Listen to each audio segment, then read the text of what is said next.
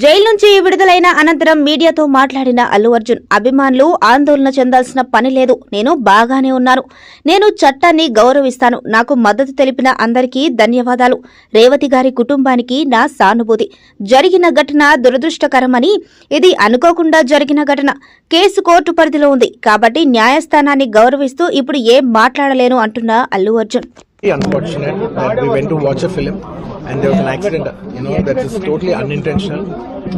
We went to watch a movie and due to an unfortunate accident there's been a loss of a person, and we're always very sorry for whatever's genuinely happened, and it's purely out of my personal control, and I've been doing for that for the last 20 years. Last 20 years I've been going to watch my films, and I've been to that place not just only for my film, for my uncle's films.